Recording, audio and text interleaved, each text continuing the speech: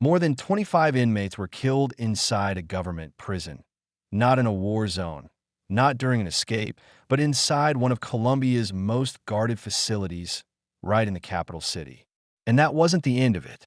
Years later, the same prison would make headlines again after another deadly night that left over 20 inmates dead, raising one chilling question: who really controls a prison, the state or the inmates? According to official reports, La Modelo Prison wasn't just overcrowded. It was divided, organized, and operating under its own hidden system of power. This is not fiction. This is a real story backed by investigations, court records, and documented events.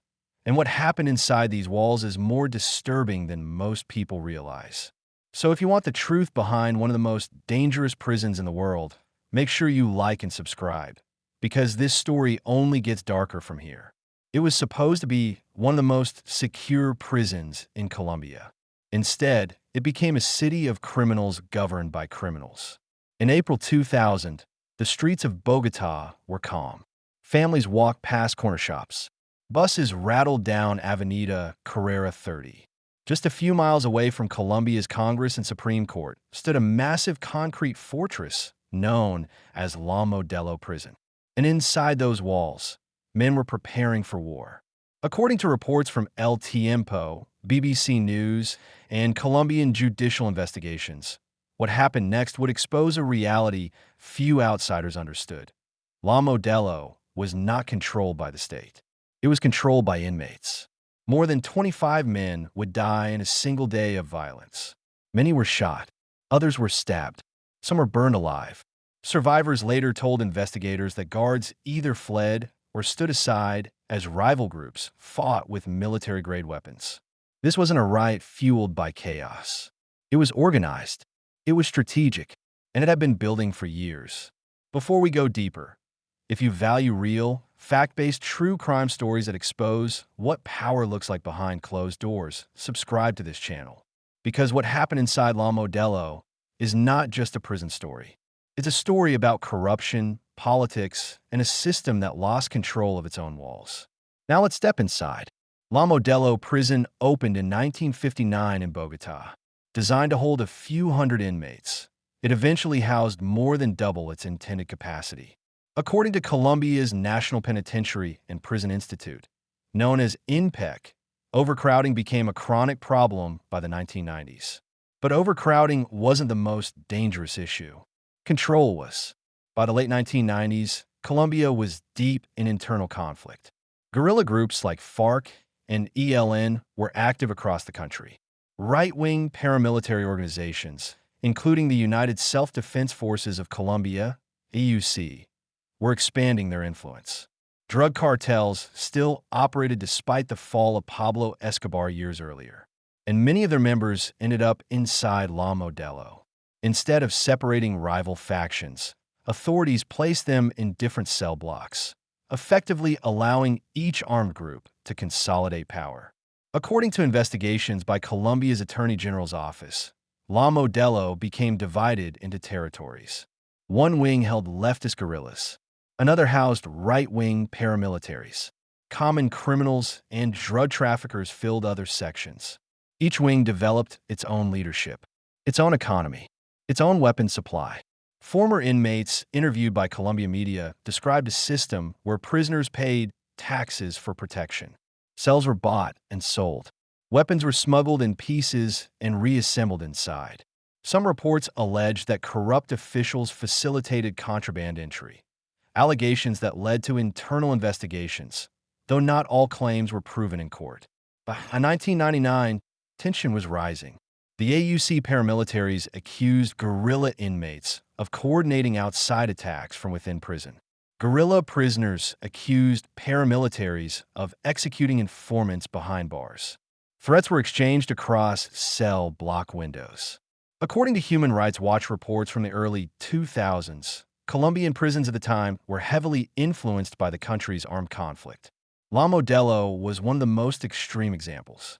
And then came April 27, 2000. It began in the early morning hours. Witnesses later told investigators that gunshots echoed through the prison corridors shortly after dawn. Smoke rose from one of the wings. Prisoners screamed for help. Some tried to hide in bathrooms. Others barricaded doors with mattresses. The paramilitary-controlled wing launched what survivors described as a coordinated assault on the guerrilla wing. How did they get firearms inside? Official investigations confirmed that multiple guns were used, including pistols and at least one submachine gun.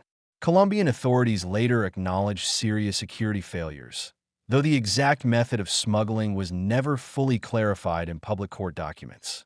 Some reports suggested weapons had been brought in overtime in parts. Other allegations pointed to corrupt staff, though individual culpability was difficult to establish. By mid-morning, the prison was effectively a battlefield.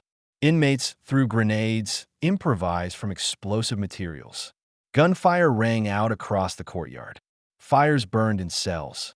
According to contemporaneous reporting from BBC News, at least 25 prisoners were killed and dozens more were injured. Some bodies were found burned beyond recognition.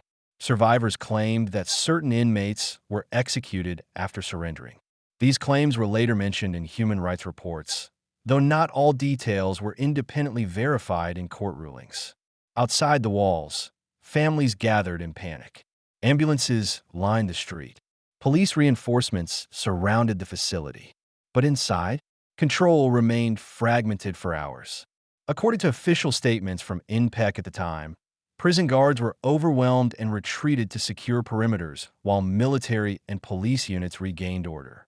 Critics argued that the delay allowed the massacre to escalate.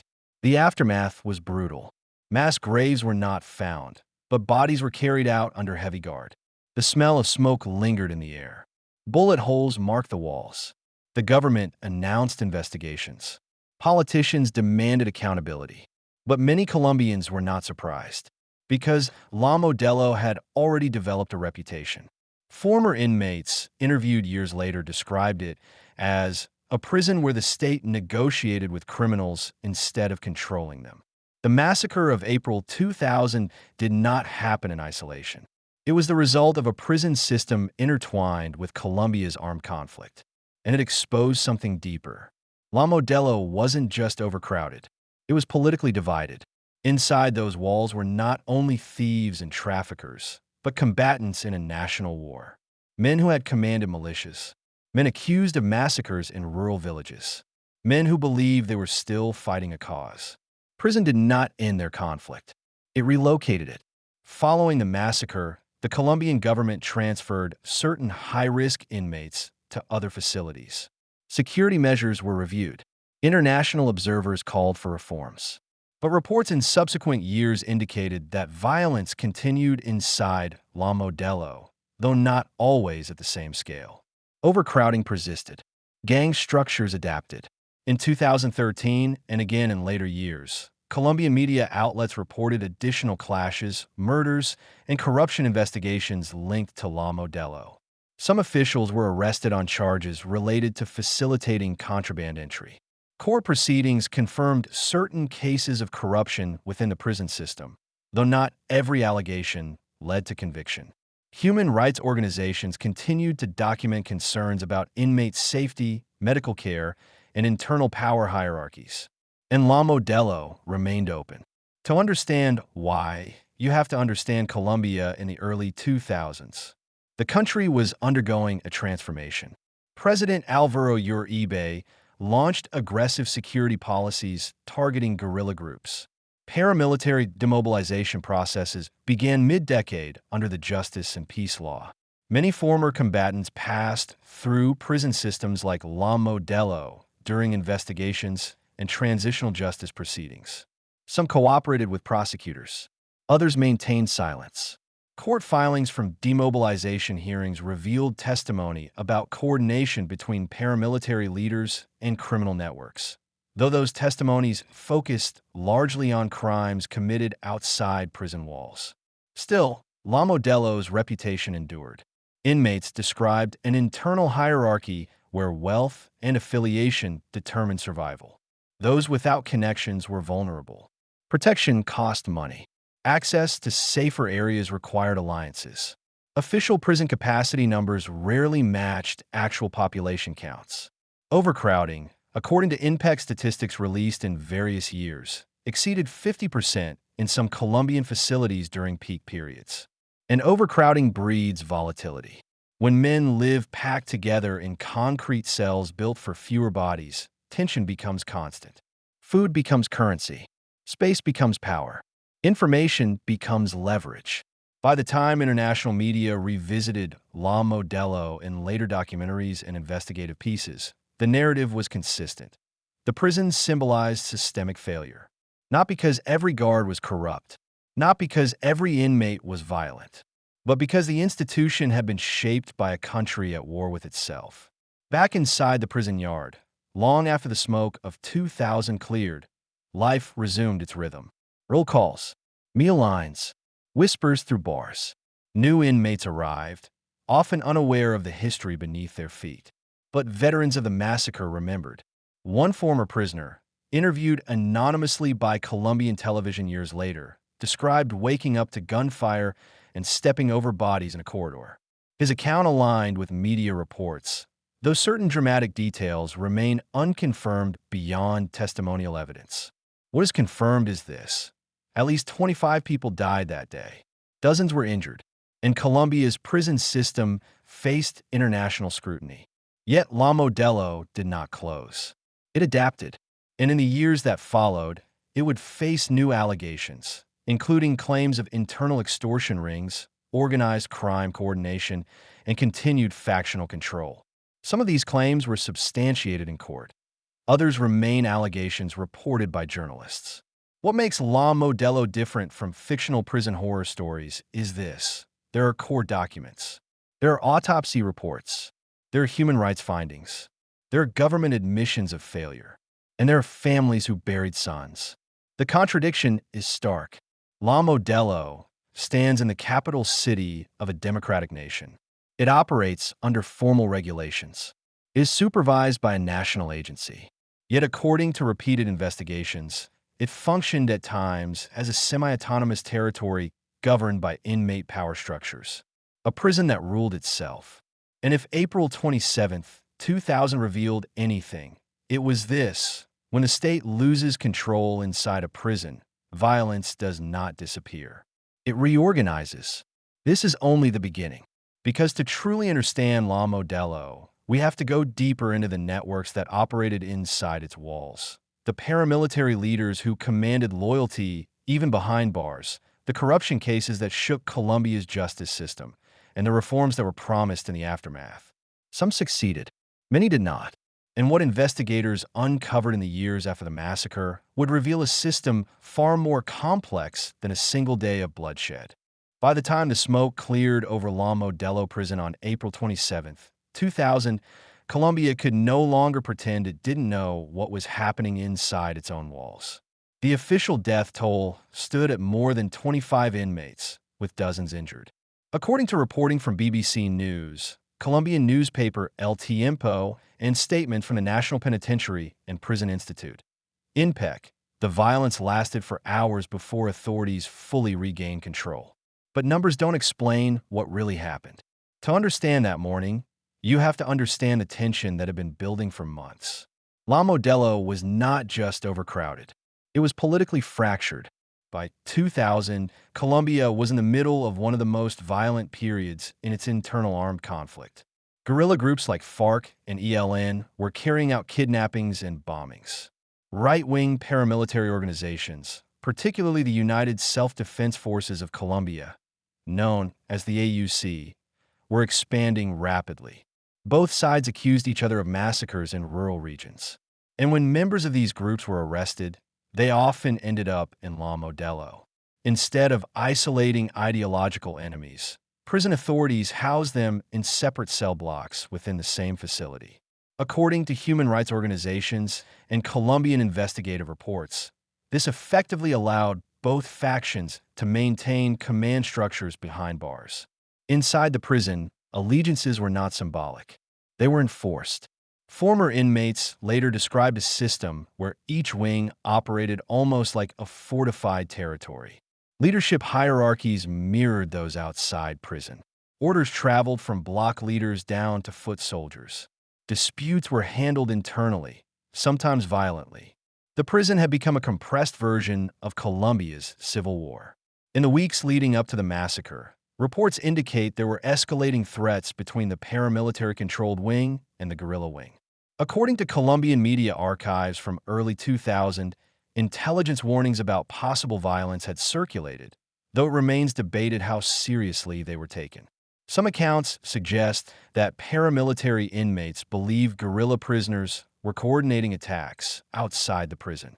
Guerrilla inmates, in turn, accused paramilitaries of targeting their members systematically inside. Tension was constant. And then came the morning of April 27th. Multiple survivor testimonies collected by journalists describe hearing gunfire shortly after sunrise. Witnesses reported that paramilitary inmates launched a coordinated assault on the guerrilla wing. According to official statements later released by authorities, firearms were used, including pistols and at least one submachine gun. The presence of those weapons raised an immediate question. How did guns get inside a maximum security prison? Colombian authorities acknowledged severe security failures.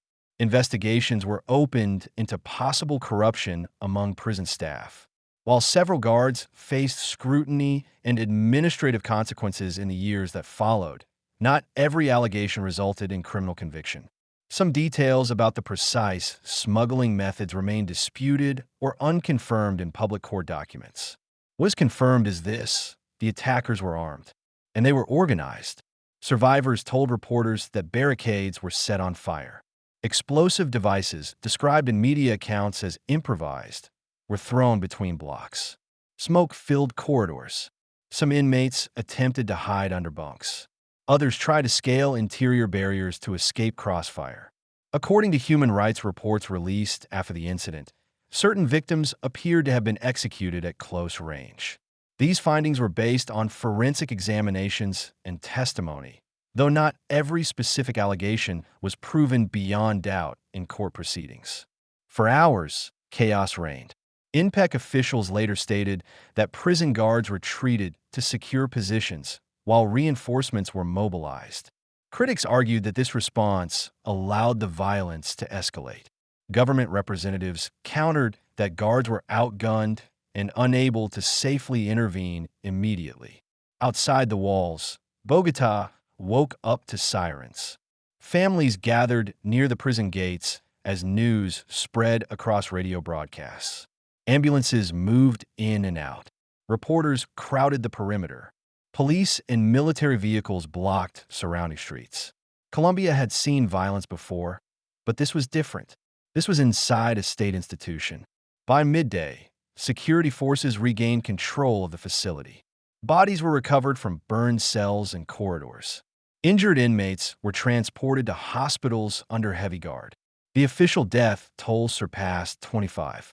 Some early reports cited higher numbers before being revised downward as authorities verified identities. Among the dead were individuals affiliated with guerrilla factions and paramilitary groups. Exact breakdowns of affiliation varied across reports, but most accounts indicate the majority of victims were from the guerrilla-controlled wing. The massacre drew international attention. Human Rights Watch and other organizations condemned the Colombian government for failing to ensure basic security inside its prisons. The Inter-American Commission on Human Rights also expressed concern about systemic issues in the prison system during that period. The Colombian government promised reform. Investigations were launched by the Attorney General's office. Prison officials were questioned. Intelligence failures were examined. According to court records, some administrative actions were taken against prison staff for negligence or misconduct. But the deeper issue wasn't just individual failure. It was structural. La Modelo had become a reflection of Colombia's broader conflict. Inside those walls, combatants retained loyalty to their causes. Prison did not dissolve ideological divides. It intensified them in close quarters. And perhaps most alarming of all, the massacre revealed how organized crime structures persisted behind bars. Colombian investigative journalists later reported that certain inmates maintained communication with networks outside prison. While authorities attempted to monitor and restrict contact, the scale of overcrowding made enforcement difficult. Overcrowding was not a minor issue. At various points around that time, Colombia's prison system operated far beyond capacity. Official INPEC statistics from the early 2000s documented overcrowding levels exceeding 40% in some facilities. In an environment like that, control becomes fragile. After the massacre, the government transferred several high-risk inmates to other prisons in an attempt to dismantle factional dominance within La Modelo. According to official statements, these transfers aim to reduce the concentration of paramilitary and guerrilla leadership figures in one location. But relocation alone could not erase what had happened. For families of the dead, the questions were personal. How were weapons allowed inside? Why weren't warning signs acted upon? Why did it take hours to regain control? Some answers emerged through internal reviews. Others remained clouded by conflicting testimony. Years later, La Modelo would again face scrutiny for violence and corruption allegations. In subsequent investigations reported by Colombian media, officials uncovered evidence of contraband networks, extortion schemes, and internal inmate hierarchies controlling daily life. But April 27, 2000 remains the defining moment, because it shattered the illusion that prison walls guarantee order. Instead, La Modelo exposed a system where rival armed groups could continue fighting under the government's watch. And it forced Colombia to confront a difficult truth. A prison can either isolate violence or concentrate it. In the aftermath of the massacre, politicians debated reform measures. International observers demanded structural change. Security protocols were tightened. Searches intensified. Surveillance increased. Yet critics argued that unless the root causes, overcrowding, corruption, and the spillover of armed conflict into civilian institutions, were addressed, violence would return in new forms. The massacre also had symbolic consequences. For the AUC and guerrilla groups, the event became a demonstration of reach. If rival factions could coordinate an assault inside one of the country's most secure facilities, what did that say about state control elsewhere? And for ordinary Colombians, it was a chilling reminder that the conflict was not confined to remote jungles or rural battlefields. It was in the capital, inside a prison, within sight of government buildings. As investigations continued, certain details remained contested. Some survivor accounts described specific acts of brutality that were difficult to independently verify. In keeping with ethical reporting standards, those details remain categorized as testimonial rather than conclusively proven in court. What is not disputed is the scale of the failure. Multiple firearms, dozens of casualties, hours of uncontrolled violence. La Modelo did not collapse that day, but its reputation was permanently altered. From that point forward, it was no longer simply Bogotá Central Prison. It became a symbol of systemic vulnerability. And behind its walls, power dynamics did not disappear. They adapted, because while the massacre ended in blood and smoke, the networks that enabled it were still intact. Inmates who survived reorganized. Leadership structures shifted. New alliances formed. Transfers disrupted some hierarchies, but strengthened others elsewhere in the system. Prison is often imagined as the end of criminal power. La Modelo suggested otherwise. And as the 2000s unfolded, amid Colombia's evolving peace negotiations, demobilization efforts, and shifting criminal landscapes, the prison would continue to play a role in stories far larger than its walls. After the massacre of April 27, 2000, the Colombian government promised control. Transfers were ordered. Security was tightened. Public statements assured citizens that La Modelo would never again descend into open warfare. But behind the reinforced gates, something more complicated was unfolding. Because prison does not automatically erase power. In Colombia at the turn of the millennium, many of the men entering facilities like La Modelo were not ordinary criminals. They were mid-level commanders, financiers, or regional coordinators for armed groups deeply embedded in the country's decades-long conflict. And according to court filings, investigative journalism, and later demobilization testimony, some of those men continued to influence operations even while incarcerated. Not always openly, not always successfully, but enough to raise alarms. In the early 2000s, Colombia's internal war was shifting. Under President Álvaro Uribe's security policies, the state intensified operations against guerrilla groups while opening demobilization negotiations with right-wing paramilitary organizations, particularly the United Self-Defense Forces of Colombia, commonly known as the AUC. As part of those processes, paramilitary leaders and members faced arrest, negotiation, or demobilization agreements under the Justice and Peace Law of 2005. Many passed through Colombia's prison system during investigations. Some ended up in La Modelo. Public court records and demobilization hearings revealed that certain paramilitary commanders maintained hierarchical discipline even in detention. Testimony presented in justice and peace proceedings described how communication chains were sometimes preserved through visitors, coded messages, or lawyers acting within legal boundaries but suspected by prosecutors of relaying information. It's important to be precise here. Not every allegation resulted in conviction. Not every rumor was proven. But Colombian prosecutors did document cases in which incarcerated individuals attempted to influence criminal networks outside prison. And La Modelo was one of the facilities frequently mentioned in media investigations during that era. Inside its walls, power operated differently than outsiders might imagine. According to former inmates interviewed by Colombian outlets, such as Semana and El Espectador, prison wings were not random collections of cells. They were territories. Each wing had a spokesperson, sometimes called a representative, who negotiated with prison authorities over issues like visitation schedules, food complaints, and internal disputes.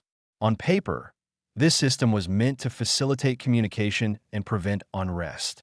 In practice, critics argued it consolidated inmate authority, because if one man controlled a wing's negotiations, he also controlled access. Access to safer sleeping areas, access to contraband, access to protection.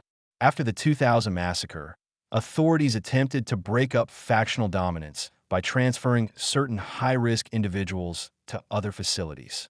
Some were sent to maximum security prisons designed to limit contact. Others were relocated within the system. But according to later investigative reporting, internal hierarchies reformed quickly. The reality was simple. Overcrowding made strict isolation nearly impossible. Official statistics from Colombia's National Penitentiary and Prison Institute, INPEC, throughout the 2000s showed persistent overcrowding across the national system, often exceeding 30 to 50% overcapacity in various facilities. La Modelo was no exception. In cramped cells meant for fewer occupants, inmates developed informal governance structures to manage daily life. And in a prison housing members of armed groups, those structures mirrored military discipline. One former prosecutor, speaking publicly years later about Colombia's prison challenges, described certain facilities as microcosms of the conflict. That phrase appeared in multiple news analyses during the mid-2000s.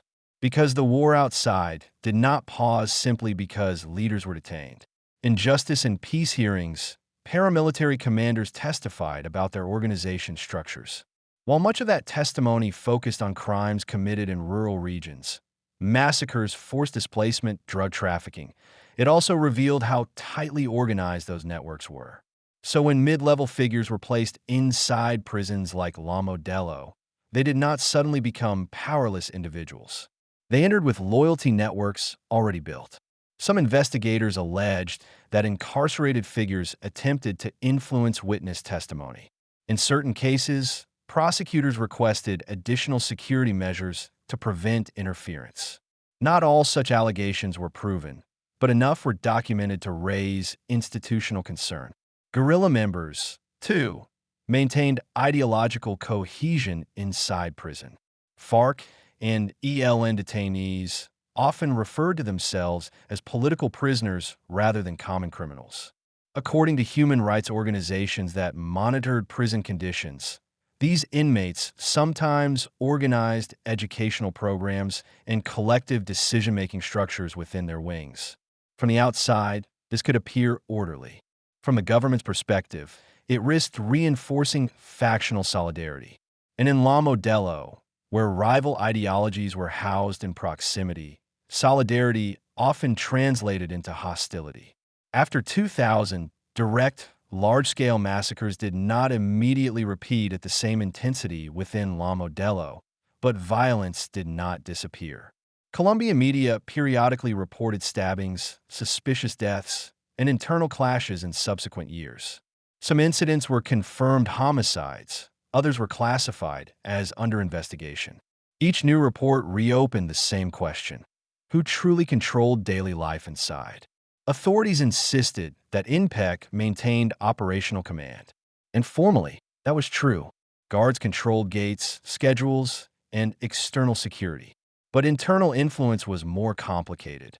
Multiple investigative reports throughout the 2000s documented allegations of contraband smuggling, cell phones, narcotics, even small weapons, entering various Colombian prisons. In some cases, prison officials were arrested and prosecuted for corruption. In others, administrative sanctions were applied. La Modelo's name surfaced repeatedly in these broader national corruption investigations, though it was not the only facility implicated. The pattern was systemic. When overcrowding meets underpaid staff and powerful criminal networks, vulnerability increases. That vulnerability became visible again in later years. In 2013, Colombian media reported renewed clashes inside La Modelo involving rival inmate groups. Authorities responded with searches and transfers. According to official statements at the time, weapons were confiscated and disciplinary measures imposed. While those incidents did not reach the scale of the 2000 massacre, they reinforced La Modelo's reputation as volatile. But beyond violence, there was another layer of influence: economics. Former inmates and journalists described an internal market system operating inside La Modelo. Cells in quieter areas allegedly cost money. Access to certain privileges required payment. Protection from assault could involve regular fees. Some of these claims were substantiated in corruption cases investigated by Colombian authorities. Others were described in media exposés relying on anonymous sources. Again, not every allegation became a conviction, but enough evidence accumulated over years to demonstrate a pattern. Prisons in Colombia struggled with internal economies beyond official oversight. And in La Modelo, where many inmates were affiliated with structured armed groups, those economies could become organized enterprises. There were also moments when the state appeared to regain ground. Following national reforms, Colombia invested in new maximum security facilities designed to isolate high-risk inmates more effectively. Certain prominent paramilitary leaders were eventually extradited to the United States on drug trafficking charges in 2008, according to official U.S. Department of Justice records. Those extraditions disrupted internal dynamics across Colombian prisons. Leadership vacuums emerged. Loyalty networks fractured. But power rarely disappears in a vacuum. It reorganizes. La Modelo continued operating as Bogotá's primary detention center, housing a mix of pretrial detainees and convicted prisoners. By the 2010s, Colombia's armed conflict was entering a new phase, culminating in the 2016 peace agreement between the Colombian government and FARC. That agreement altered the composition of prison populations nationwide. Some former guerrilla members transitioned into reintegration programs. Others remained incarcerated for crimes not covered under transitional justice frameworks. La Modelo's internal landscape shifted again, but its legacy remained anchored in the events of 2000 and the years of factional control that followed. International observers continued to monitor Colombian prison conditions. Reports cited overcrowding, infrastructure deterioration, and safety concerns. Government officials acknowledged challenges while pointing to gradual improvements in capacity and oversight. Still, La Modelo's name carried weight. To many Colombians, it symbolized a period when the state's authority was visibly tested. And to former inmates, it represented a place where alliances could mean survival.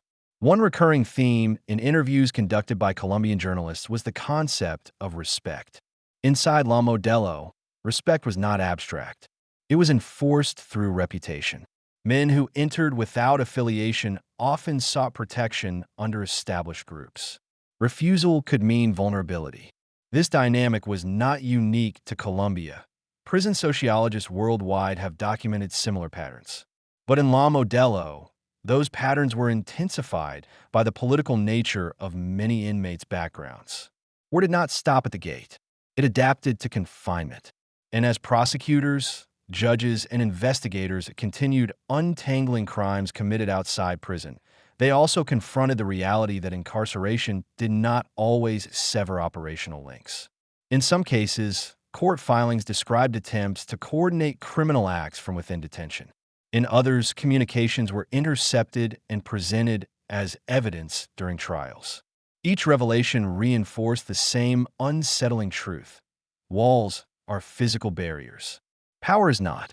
By the mid-2010s, La Modelo was no longer the epicenter of Colombia's armed conflict, but remained a symbol of institutional strain. Reforms were ongoing. Oversight mechanisms strengthened. New anti-corruption initiatives targeted prison staff nationwide. Yet questions lingered. Could a facility built in 1959, designed for a different era, ever fully contain the complexity of Colombia's modern criminal landscape? Or had La Modelo become something else entirely, a living archive of the country's darkest chapters? Because the massacre of 2000 was not just an isolated eruption of violence.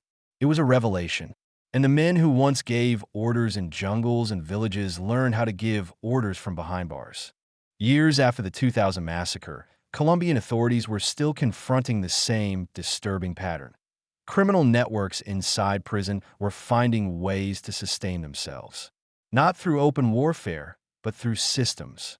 According to multiple investigations reported by Colombian media outlets such as El Espectador, Semana, and El Tiempo, La Modelo, like several other prisons in the country, struggled with contraband smuggling, internal extortion, and corruption involving prison officials.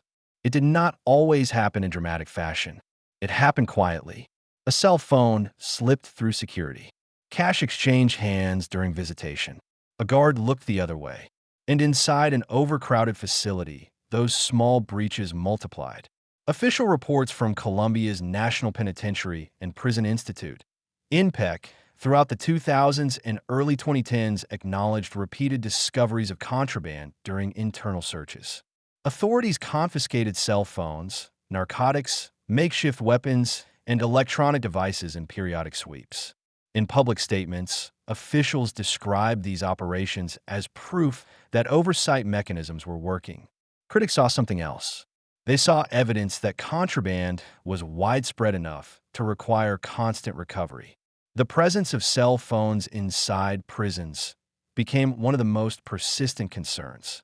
According to Colombian law enforcement statements in various court proceedings, incarcerated individuals in different facilities had attempted to coordinate crimes outside prison using illicit communication devices. Not every case involved La Modelo specifically, but its name appeared frequently in national reporting because of its size, history, and population.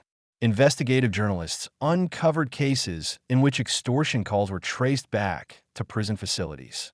In some instances, inmates allegedly posed as members of armed groups to intimidate civilians into paying protection money. Colombian police documented such schemes across multiple prisons. Authorities publicly confirmed that incarcerated individuals were sometimes involved in these operations. How were they doing it? With access. Access to phones. Access to intermediaries. Access to money.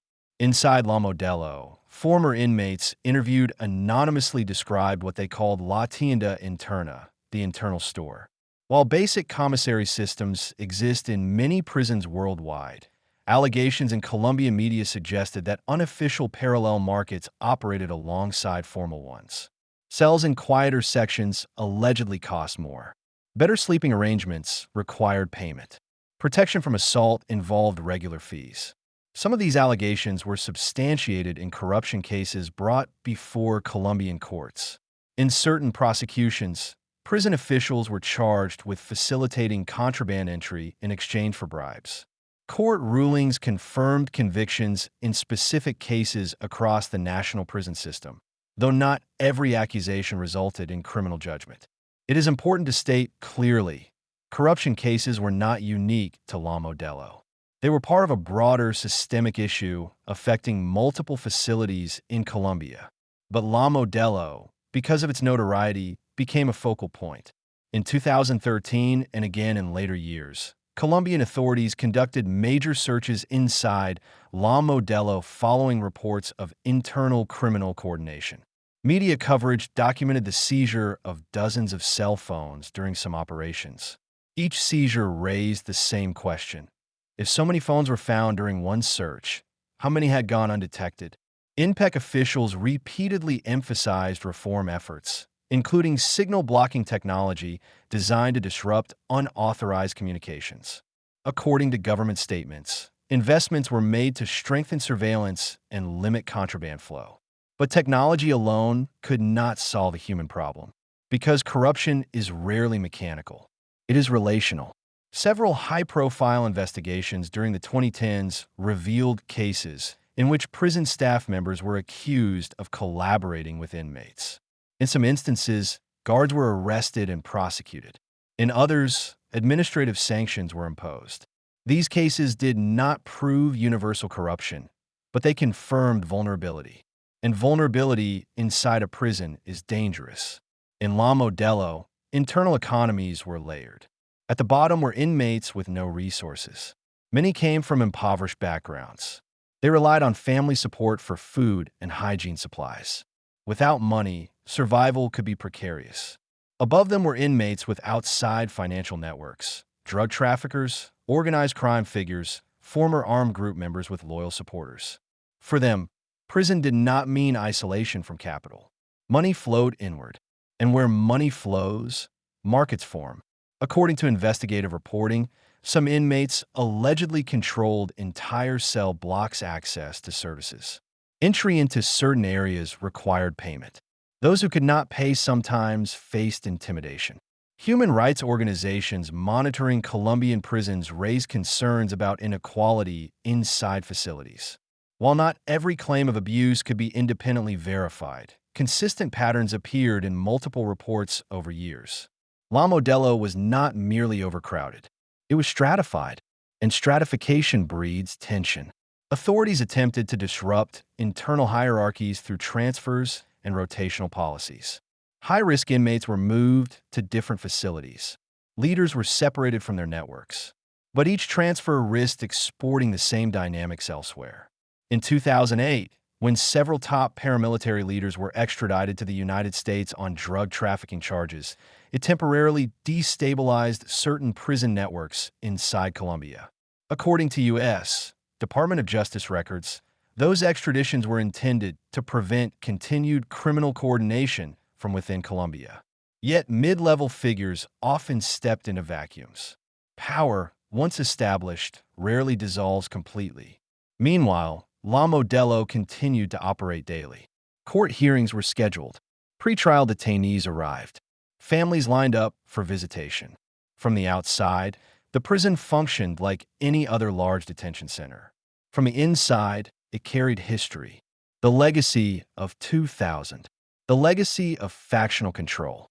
The legacy of economic systems that had taken root. One particularly troubling aspect highlighted in investigative journalism was the alleged use of intimidation to silence complaints. Some former inmates claimed that reporting abuse or extortion could lead to retaliation. These claims were difficult to fully verify, as victims often feared public identification. However, Colombian Ombudsman reports acknowledged challenges in ensuring inmate safety when internal hierarchies dominated daily life. Overcrowding continued to complicate reform. INPEC statistics published in various annual reports showed that while capacity expanded over time, demand often outpaced infrastructure growth. In some years, overcrowding percentages fluctuated but remained significant nationwide. A facility designed decades earlier struggled to meet modern security demands. And then came another national crisis. In March 2020, during the early days of the COVID-19 pandemic, prisons across Colombia erupted in protest over health conditions and overcrowding. La Modelo once again made headlines. According to official government statements and international news coverage, unrest broke out inside La Modelo on March 21st, 2020. Authorities reported that at least 23 inmates were killed and dozens injured during what officials described as an attempted escape amid pandemic fears. Human rights organizations disputed certain aspects of the official narrative, calling for independent investigations into the use of force. The government denied excessive force and maintained that security personnel responded to a coordinated breakout attempt. As with previous crises, investigations were launched. Details remain subject to legal and human rights review. But once again, La Modelo's name dominated headlines. 2 decades after the 2000 massacre, the prison was still synonymous with volatility. And behind every eruption of violence was the same structural question. Can a prison truly reform if the economic incentives for corruption remain? Because contraband is not just about smuggling objects. It is about networks. It is about demand. It is about desperation. And inside La Modelo, demand was constant. Phone access meant connection to family, or connection to crime. Money meant survival, or dominance. Protection meant safety, or coercion. The prison functioned as a closed ecosystem where power circulated in forms both visible and hidden. Colombian authorities have repeatedly emphasized commitment to reform. Anti-corruption campaigns targeted staff misconduct. Technological upgrades aimed to reduce illicit communication. Transfers disrupted leadership structures. And yet La Modelo remains open, still operating, still crowded, still carrying the weight of its past. The business behind the bars never fully disappears. It evolves. By the early 2000s, La Modelo was no longer just Bogotá's central prison. It had become a headline. International news outlets referenced it when discussing Colombia's armed conflict. Human rights organizations cited it in reports about prison conditions. Policy analysts pointed to it as evidence that incarceration alone could not contain a nation's deeper crises. La Modelo had crossed a line. It was no longer only a domestic issue. It was symbolic. Following the April 27, 2000 massacre, organizations such as Human Rights Watch and the Inter-American Commission on Human Rights issued statements expressing concern about prison conditions in Colombia. Their reports did not focus exclusively on La Modelo, but the prison was frequently mentioned as an example of systemic overcrowding and security failures. The criticism centered on 3 recurring themes: overcrowding, corruption, and the mixing of rival armed groups within confined spaces. Colombia's government did not deny that problems existed. Official statements throughout the 2000s acknowledged structural weaknesses in the prison system.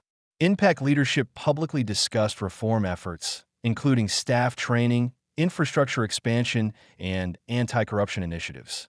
But reform is slow, and reputation spreads quickly.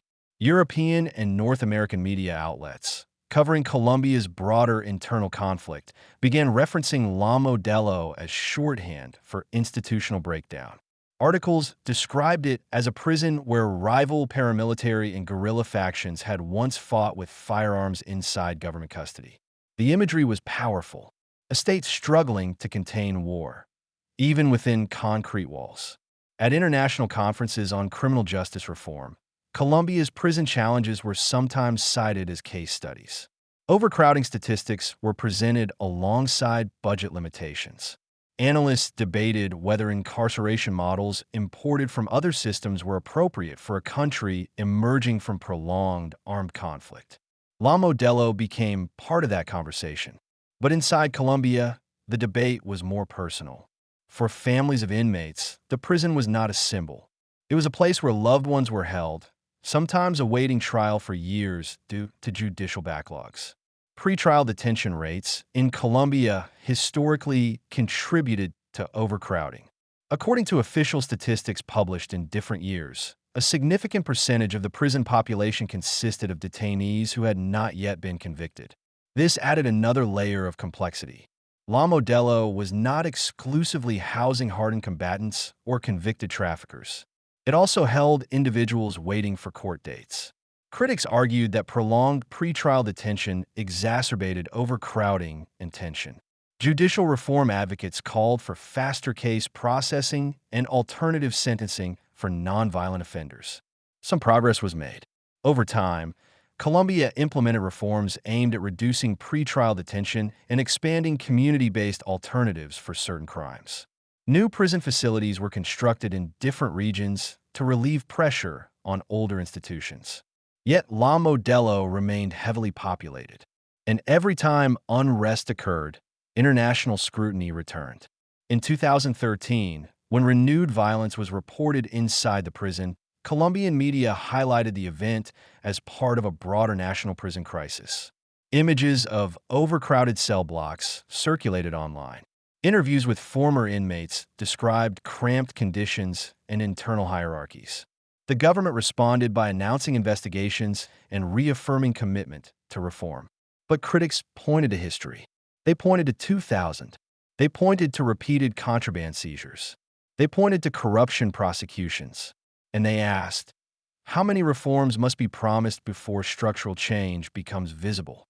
Then came March 21st, 2020. As COVID-19 spread globally, fear entered prisons worldwide. Overcrowded facilities posed particular health risks. In Colombia, inmates across several prisons protested sanitary conditions and lack of protective measures. La Modelo once again became the epicenter. According to official government statements, unrest erupted inside the prison amid what authorities described as an attempted mass escape. Security forces responded. By the end of the night, at least 23 inmates were dead and dozens more injured, according to Colombia's Ministry of Justice. Human rights groups disputed elements of the official narrative. Some organizations called for independent investigations into whether excessive force had been used. The government maintained that personnel acted to prevent a coordinated breakout. Investigations were launched. The incident reignited international attention. 2 decades after the massacre of 2000, La Modelo was again in global headlines. Different crisis, same institution. The symbolism deepened. International observers noted that prison unrest during COVID-19 was not unique to Colombia. Similar incidents occurred in Italy, Brazil, and other countries. Overcrowding combined with pandemic fear created volatile conditions worldwide. But La Modelo carried history, and history magnifies perception. The 2020 incident raised broader questions about prison reform in post-conflict societies. Colombia had signed a historic peace agreement with FARC in 2016. The country was transitioning from decades of insurgency toward fragile stability. Yet the prison system still bore scars of that conflict. La Modelo embodied those scars. It housed former guerrillas, common criminals, and individuals accused of crimes unrelated to political violence. It operated within legal frameworks that had evolved but not fully transformed. International human rights observers emphasized that prison reform must address more than security. It must address dignity, access to healthcare, fair judicial processes, transparency. Colombia's government reiterated commitments to modernization. Investments were announced for infrastructure improvements and technological upgrades. Anti-corruption campaigns continued targeting misconduct within prison staff ranks nationwide. And yet La Modelo's name remained charged. To some, it symbolized resilience, a prison still functioning despite immense pressure. To others, it symbolized systemic inertia, a structure repeatedly tested by violence and scandal. For policymakers, La Modelo became a balancing act. Closing it outright would displace thousands of inmates into an already strained system. Maintaining it required constant oversight. Reforming it demanded sustained funding and political will. And political will fluctuates. The broader question emerged. Can a prison built in 1959 adapt to the realities of 21st century organized crime and post-conflict justice? Because La Modelo was not originally designed to hold paramilitary commanders, guerrilla fighters, or complex criminal enterprises. It was designed for a different era. As Colombia's justice system evolved, transitional justice mechanisms addressed crimes committed during the armed conflict. Special jurisdictions were created to process cases related to war crimes and human rights violations. But ordinary prisons like La Modelo continued handling daily criminal justice operations. The weight of history did not disappear. Journalists covering Colombia's transformation often returned to La Modelo as a measuring stick. If conditions improved there, perhaps broader reform was working. If unrest returned, deeper issues persisted. Inside the prison, life continued in routines. Roll calls, meals, visitation days, legal consultations. Behind those routines were men whose stories ranged from petty theft to high-level trafficking to politically motivated violence. Each carried personal history. Each navigated an environment shaped by decades of systemic strain. International attention faded between crises. But within Colombia, La Modelo never fully left the public consciousness. It was a reminder that institutions reflect the societies that build them. A reminder that walls cannot automatically impose order. A reminder that reform is not an announcement. It is a process. If you stand outside La Modelo today, it does not look like a battlefield. It looks like a prison. Concrete walls, guard towers, barbed wire, traffic passing on nearby streets in Bogotá's Puente Aranda district. People going to work, buses moving through the city. Life continues, but institutions remember even when cities move on. La Modelo remembers April 27, 2000, when more than 25 inmates were killed during coordinated violence between rival factions, according to official reports and national media coverage at the time. It remembers the investigations into contraband networks and corruption cases that followed in subsequent years. It remembers March 21, 2020, when at least 23 inmates died during unrest amid the COVID-19 crisis, according to official government statements, while human rights organizations called for independent scrutiny of the response. It remembers decades of overcrowding rulings from Colombia's constitutional court declaring structural prison conditions unconstitutional. It remembers the promises, and it remembers the limits. Because La Modelo was never just a building. It became a test of whether the state could maintain control in the most confined and volatile environment imaginable. A test of whether incarceration could contain ideology, organized crime, and desperation. A test of whether reform could outpace decay. The truth that emerges from its history is uncomfortable. Prisons are not isolated worlds. They are compressed reflections of society. When inequality deepens outside, it appears inside. When corruption exists outside, it surfaces inside. When conflict divides a nation, it does not disappear behind bars. It reorganizes.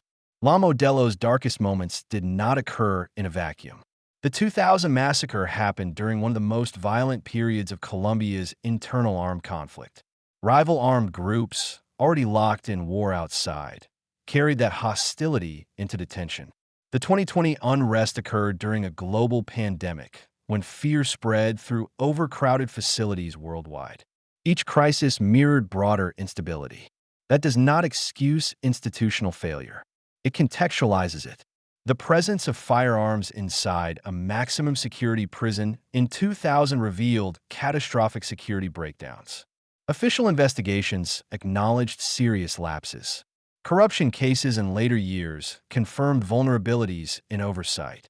The state bears responsibility for what happens within its custody.